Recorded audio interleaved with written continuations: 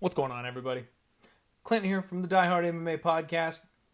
This is the Undefeated post-weigh-in show, and I am sad. Today, you get sad Clint. Unfortunately, we have lost a fight. The most exciting one to talk about at the Undefeated post-weigh-in show, the consummate weight misser, our spotlight, our girl, Aspen Ladd. She didn't make it. She missed by 3 pounds.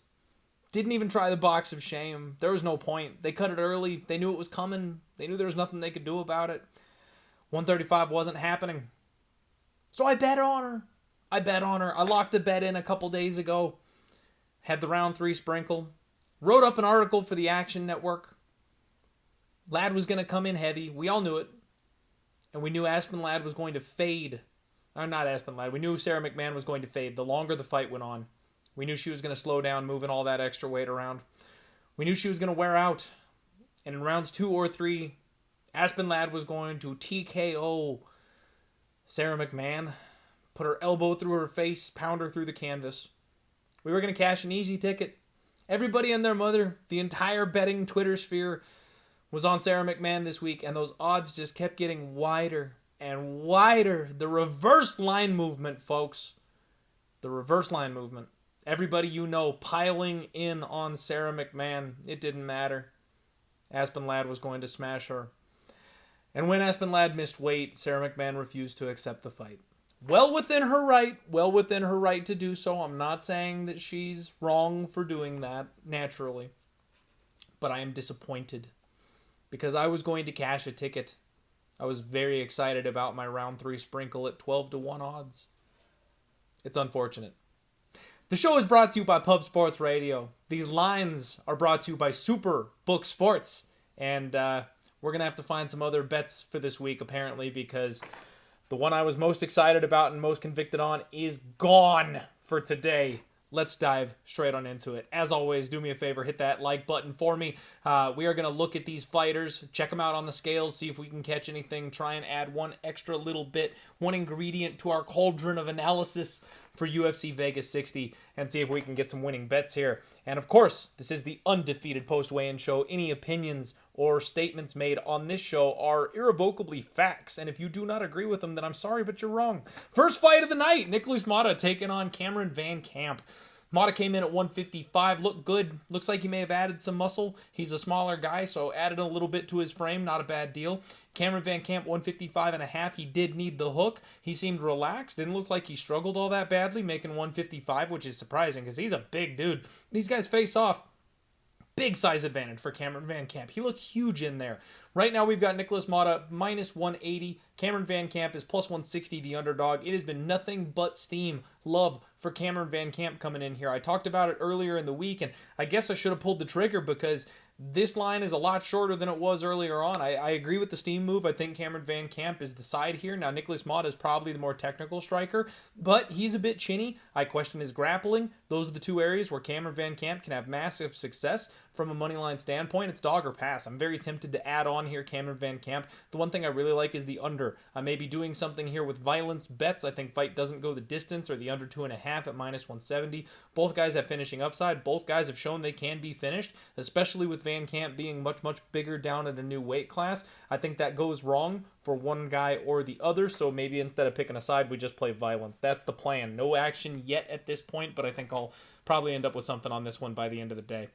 Javid Basharat taking on Tony Gravely. Both guys made 135.5. Basharat stone cold, stoic on the scales today. Looked fine. Tony Gravely, big smile, relaxed. No problem making weight for him. This fight card, by the way, it is all about the size differentials. Like every single fight is somebody is massively taller than the other person. And this is Javid in this spot. Like he is a full weight class bigger than Tony Gravely, it looks like. Now we know Gravely is the short little tanky style fighter, so it's not quite the same thing because he's got the thickness advantage on his side of things. But damn, Javid is big. Right now, you've got Javid Basharat, a minus 160 favorite. Tony Gravely's the plus 140 underdog. For Tuesday Night Contender Series, I hooked up on the Basharat Bros parlay. We did Farad and Javid, Basharat. I got plus 123. So 2 units riding on this Javid minus 160 favorite going into Saturday. I like that spot. The guy I think I should win.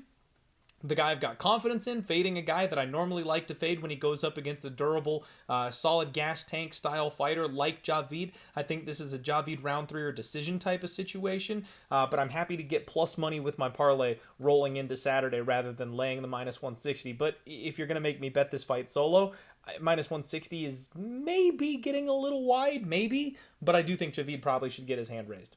Mayra Agapova taking on Jillian Robertson. We've got Agapova 125.5, Robertson 125 on the dot. Agapova looked relaxed, no issues. She's really enjoying herself today. Jillian Robertson, business as usual. Her cheeks always look a little bit sucked out, but nothing to be concerned with. Again, Mashka is just so much taller. Like, she is way bigger than Jillian in this spot. And this is a fight that I'm super, super intrigued on the dog here for. Jillian Robertson's about a minus 145 favorite right now. She was minus 150 a little earlier today, so a little bit of love coming back on the dog.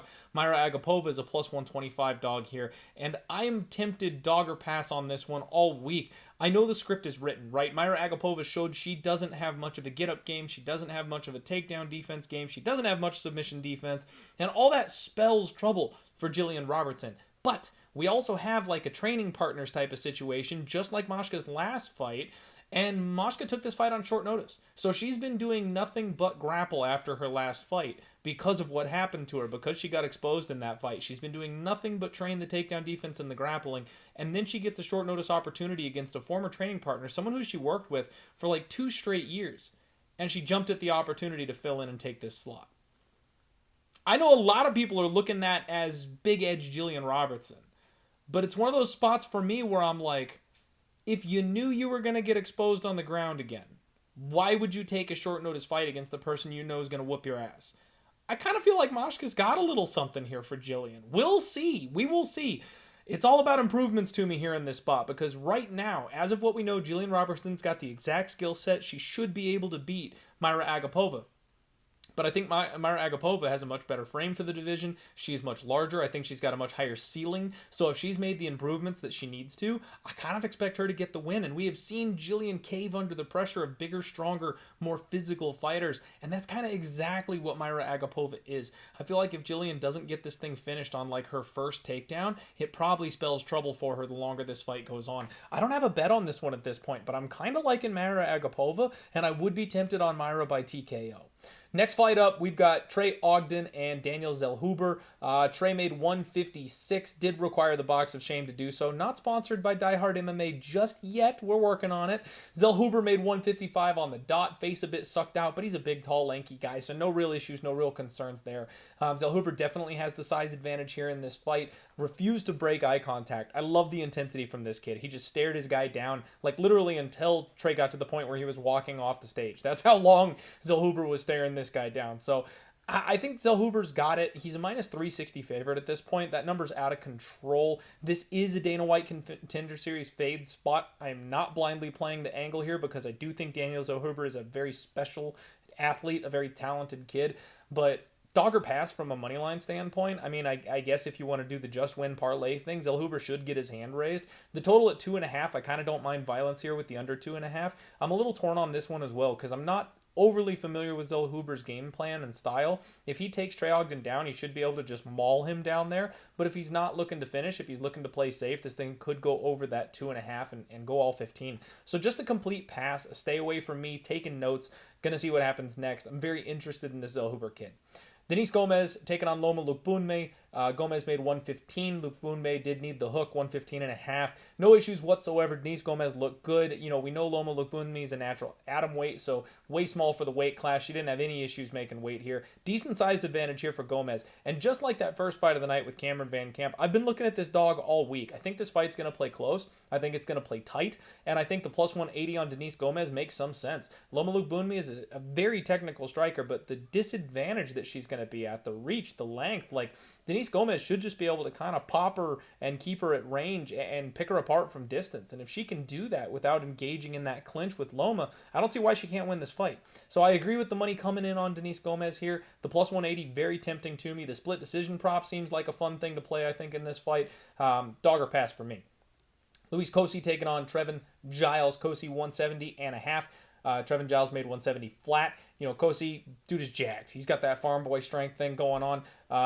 Trevin Giles looked fine. Honestly, it seems like he's kind of mastered this cut to 170. No issues really for him. This was a respectful face-off, but again, we've got Trevin Giles, the much, much larger of the two men here.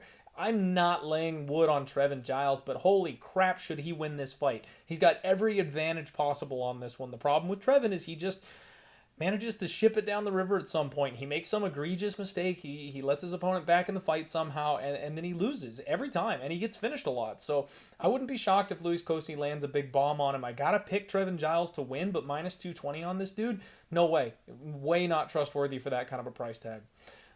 Damon Jackson taking on Pat Sabatini. We've got both guys making 145.5. Damon Jackson did the crazy eyes thing that he's known for up there on the scales. Pat Sabatini gave a massive flex. This dude is huge.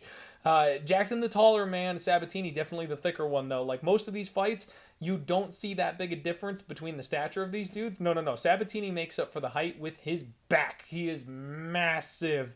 Pat Sabatini a minus 180 favorite. Damon Jackson plus 160.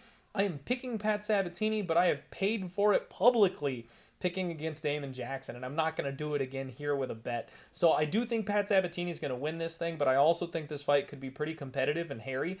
Pat Sabatini's really going to need to rely on that grappling and get Damon Jackson down to the ground, and even then you're not necessarily safe because Jackson is a solid grappler. So I am picking the favorite, but there's no bet for me on that fight. Marc-André Barriault taking on Anthony Fluffy Hernandez. Barriault made 185. Anthony made 185.5. Marc-André looked fantastic on the scales today, folks. He looked excellent. Looks like he might have added some muscle. He's in great shape. Fluffy Hernandez, he's one of these unassuming type of guys. He doesn't always look the most intimidating or anything. Muscles aren't popping out everywhere. So normal Fluffy. Fluffy actually has a slight size advantage in this fight. They size up pretty well, but one thing that surprised me, I kind of expected Fluffy to be the smaller man. I don't know why, but I kind of felt like he was a little bit undersized at this weight class, and he used that speed, that pace, that cardio. I did not expect him to be quite as big as Marc-André, and in fact, he's a little bit bigger than Marc-André. That definitely puts me a little firmer in the Anthony Hernandez camp. I can understand with the constant gas tank, the constant work rate of someone like Marc-André Barriault for you to want to take that underdog shot with him. Totally get it. Makes absolute sense to me. I think this line might be a little bit wide, but again, if we're just picking who gets their hand raised on Saturday, I am going to pick Fluffy. If anybody can match Marc-André's gas tank, it would be somebody like Fluffy. And we have seen Marc-André make some mistakes. With the way Anthony Hernandez finishes fights, I can see him catching Marc-André Barriault in one of these positions, especially the submission. The arm and guillotine is the one that he really likes. And that's something Marc-André kind of leaves open for the taking. No one's really had an opportunity to take advantage of it, except for Dalcia Longiambula, and he didn't really know what to do with it. I think Fluffy by sub is an interesting look here on Saturday, but I think Fluffy getting the win kind of makes sense. Tanner Boser taking on Rodrigo Nascimento. This is a fun fight here. Tanner Boser came in at 229. You know, he's a much smaller heavyweight. He always has been. Rodrigo Nascimento, 261, the exact opposite. Big boy here.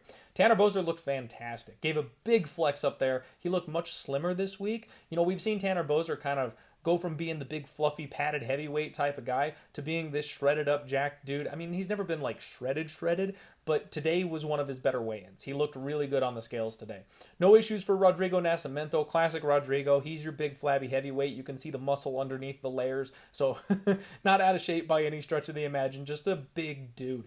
When they face off, decent size advantage for Rodrigo Nascimento. And I mean, we're talking height, we're talking broadness, we're talking back. Like, he's just a bigger human being than Tanner Boser. Boser much slimmer, though. We know this guy works on speed. We know he works on his point style striking. Outworks these big heavyweights. The problem is Tanner Boser gets screwed on basically every decision because he can't grapple. He gets stuck on his back. He can't ever get up. He thinks he won every single fight. And the fact is he loses most of them because he has no takedown defense and he has no get-up game.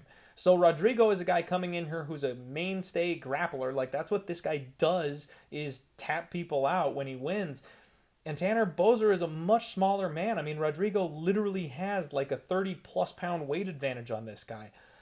I'm a little worried about that chalk. We've seen some love come in on Rodrigo Nascimento. He's a plus 150 dog at this point, minus 170 on Tanner Boser. And again, I think that makes sense. I would be on the dog here in this spot. Probably should have been on the dog already, just because if he uses that grappling advantage, he should be good to go. Problem with Rodrigo, terrible striking defense. Absolutely god-awful striking defense. He is just there to be hit 24/7. Hopefully he makes some improvements in that game, but if he gets his hands on Tanner Boser at any point in this fight, first off, it could be over. Second off, that entire round could just be gone, because if Tanner hasn't patched up his get-up game, he could lose, 3-4 minutes of control time after winning the first minute or two of the fight, and it's not going to matter because he'll be on his back for the rest of the round. The other thing that I think looks interesting for this fight is the total. They've got it set at 1.5. The over 1.5 is minus 135, and actually I think it just ticked from 130 to 135 as I'm speaking to you guys right now. I think that makes sense because Tanner Boser, even if he does win by knockout, it's going to be an attritional knockout. He's not a one-hitter quitter type, so I don't think he can slam KO Rodrigo Nascimento in the first round. I think it'll be a second or a third round TKO once Nascimento fails on these takedowns and gets tired. Now, Rodrigo Nascimento, capable of finishing, absolutely. But Tanner Boser, as much as I give him crap for not being able to get up, he's got solid takedown defense. So he probably can survive, not takedown defense, submission defense. I apologize. He's got solid submission defense. So even once he gets taken down, he doesn't normally get tapped out right away. So I could see this be a mix of the grappling and striking, a little bit of a tug-of-war between these guys, but it gets over that 1.5. Big old sloppy heavyweights, one of these guys gets tired, whether it's Tanner Boser getting stuck on his back or it's Rodrigo finally getting pieced apart and succumbing to the volume. I could see this getting over 1.5. I'm very tempted on that spot there. Alen Amedovski taking on Joe Pyfer. We've got Amedovski making the 186 limit. He did need to go back. He was the last one to weigh in. He needed the box of shame. They faced off. He went back and had another 20-30 minutes to go ahead and make the weight. So he really worked to get himself down there. Joe Pyfer looks solid. This is a big dude. And of course, everyone knows Joe Pyfer from Dana White's Contender Series. Big size advantage here for Pyfer. With the extra weight cut for Amedovski, with the size advantage for Joe Pyfer, with the fact that Alen Amedovski's only gotten out of the first round in the UFC once to a guy that's notorious for never finishing anybody, how could you not like Joe Pyfer in this spot? The thing I think I'm going to lean on more, though, is violence. Give me the under 1.5. I mean, it's juiced all the way to minus 180. I don't know if I just want to parlay, the under 2.5 alternate total or the fight doesn't go the distance or something like that. But at minus 180, how does this not go under 1.5?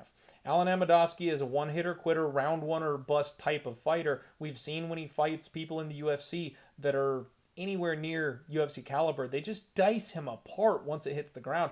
Joe Pyfer absolutely can do that. But if Joe also gets reckless and runs in there and tries to take out Amedovski, he can get starched with one of those big bombs. Amedovski hits hard. So it's not like he's a dead man walking. He does have a path to victory, but that path is primarily round one. So I would take the under 1.5 here, even at a chalked price. I think that fight gets over in a hurry. Bill Algeo taking on Andre Touchy Fili. Bill Algeo made 146, Fili 145.5. Business as usual for Bill. No problems for our guy. Andre Fili, same thing. He's a veteran. Face is sucked out. No biggie. He's shredded up. He looks good to go.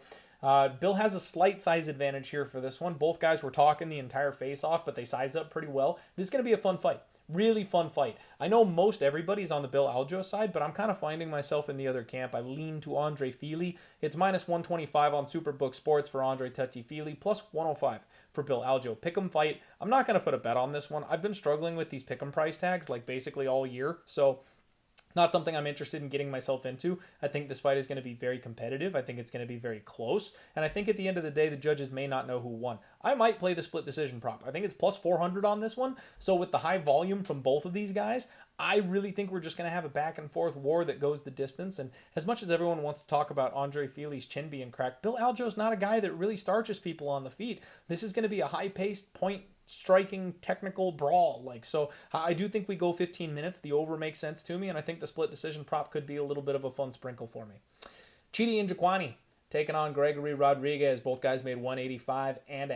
Chidi was shredded today. He looked fantastic up there. Gregory Rodrigues, always relieved to make weight. This is a big dude. He is absolutely just, I already said shredded, so I was trying to come up with something else. But I've used both shredded and jacked today. Mark those off on your undefeated post-weigh-in show bingo cards. These guys size up really well. Both dudes are massive for the weight class. Every time I talk about one of these guys, I'm like, you got to remember just how big this guy is. Well, they face off and they're both freaking huge. Chidi, slight size advantage here in this spot. You've got Chidi as a minus 125 favorite, Gregory Rodrigues plus 105, and I get it, but the problem for me, once again, it's a pick'em fight. This thing really could go either way. The grappling for Gregory Rodrigues. If he takes Chidi down, he wins, period. Because Chidi has been exposed on the mat time and time again. It's happened many times over the course of his career. But we know Gregory Rodrigues is not normally the biggest fight IQ type of guy. He's probably going to look to bang with Chidi, and if that's the case, he will probably get caught and tapped out and knocked out at some point because Chidi throws absolute missiles. He's got a big speed advantage here in this spot, and I do question Gregory Rodrigues' chin. Violence for me, folks, because Gregory's either going to take Chidi down and work him, probably find his way to a sub, or Chidi is going to starch Gregory Rodrigues on the feet. Don't count out Gregory landing a bomb or TKOing Chidi on the mat or something like that either. Both these guys absolutely can finish. So I do think that this is a shot for a fight. Doesn't go the distance or something like that, but it should be a hell of a fun fight. Main event time. Cory Sandhagen taking on Song Yadong. Both guys made 135.5. Cory Sandhagen very relaxed, no issues. Classic Cory Sandhagen. Song Yadong came in rocking the sunglasses. You know I hate that, but shit, he looks cool. Song gets a pass. And most people don't get a pass for the sunglasses. Song Yadong gets a pass. Kid is jacked. Like, did you see the shape he is in this week? He knows this is the biggest fight of his life. Wow, he came in way more in shape than we've ever seen him before. Kid is ready to go. Song is taller than I thought. You know, Cory Sandhagen has the height advantage here in this spot. Again, it's another guy that we just always expect that. He is always bigger than his opponents. But I thought Song was going to be shorter than he actually was. Song sized up better than I expected. We've got Song Yadong plus 160 on Superbook Sports. Cory Sandhagen is minus 180. And earlier in the week, I leaned towards dog or pass. I kind of said I thought that Song Yadong was going to be the side if you were going to bet it from a money line perspective. Cory Sandhagen, there's some good points to be made about him. You know, his length, his reach, the way he point strikes, and whether or not someone like Song Yadong can handle that. Whether or not he can be finished is a big question for me because Sandhagen's only been finished by submission just, you know, the one time. So if this goes a full 25 minutes, can Song win enough minutes with big power shots to be able to go ahead and get the hand raised here at the end of this thing? All those things considered, put him in a blender, I'm still going to side with Song Yadong. Like, I haven't bet this one yet. I might throw a 1-unit shot on Song Yadong at the end of the day because I didn't quite get to the point of switching over to the Cory side. Like, I picked Song Yadong. I thought about it. I thought maybe I'm leaning ever so slightly over towards Cory, and then I was like, I actually still kind of like Song. So it's more of a gut feel on this one, guys. This is like trusting a young kid that I have been wrong on in the past. I tweeted out the video of me talking about how I felt Song had peaked like 2 years ago, and then he went on an absolute tear. Now, we did cash on him in his last fight, so don't worry. Like, I've been a Song supporter and backer for a very long time. I doubted him against Casey Kenny was basically what that came down to. Similar spot here. I have questions about whether or not he's ready for somebody like Cory Sandhagen, but we know people coming off title shots tend to flounder a little bit. It's something that you kind of have a bit of a letdown when you're getting that perceived step down in competition against the next challenger and you want to maintain your spot. But when you look at the resumes, like Song Yadong overall, I think, has fought better people than Cory, besides Petr Yan, obviously, and TJ Dillashaw, but Cory lost both those fights. I think that TJ is kind of a decent comparison to Song Yadong. You could probably follow that same kind of a blueprint. This fight will play out closely. Either way, even if Cory gets his hand raised at the end, I think the value betting-wise is probably still on Song Yadong. So if I'm betting it, I'm taking the dog. That's the move. That's the Undefeated post-weigh-in show, folks. I wish I could bust the tinfoil hat out for you today. I really do. I was planning on busting it out and doing my whole thing on Aspen Ladd because the round 3 sprinkle, it was all there. It had all the makings of a glorious moment here for me, but we were robbed. It was taken from us. Anyway, that's the Undefeated post-weigh-in show, folks. I've only got 2 bets as of right now. Give me a follow at DieHardMMAPod on Twitter or on Instagram, and I'll be updating my card tonight and tomorrow. Obviously, good luck at UFC Vegas 60. We'll be right here live on Pub Sports Radio for the live stream to go along with the fight with live bets and things like that. So come hang out with us. Have a wonderful week. I hope you make money. I hope you cash all your tickets. Jump in the comments section below and let me know your tinfoil hat read for UFC Vegas 60. What insane thing that nobody else thinks is going to happen do you think is coming home? Let's roll.